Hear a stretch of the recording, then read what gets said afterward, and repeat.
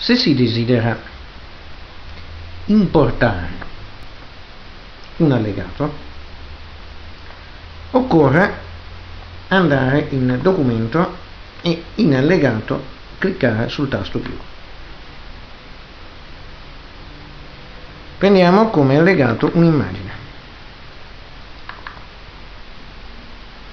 A questo punto bisogna importarla col tasto importa e ci fa scegliere se lasciare le dimensioni reali, adattarla allo schermo, ruotarla a sinistra, ruotare a destra, annullare, si può fare ancora, piccola, ok.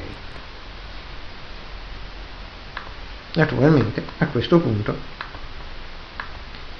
è diventata, come si può constatare, parte integrante dello sfondo. Invece possiamo dirgli inserisci immagine.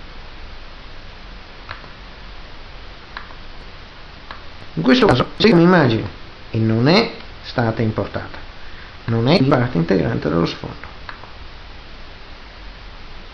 posso agire come tale, posso addirittura modificare l'immagine.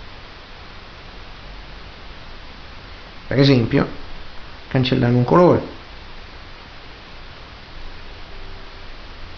ingrandendo, restringendo,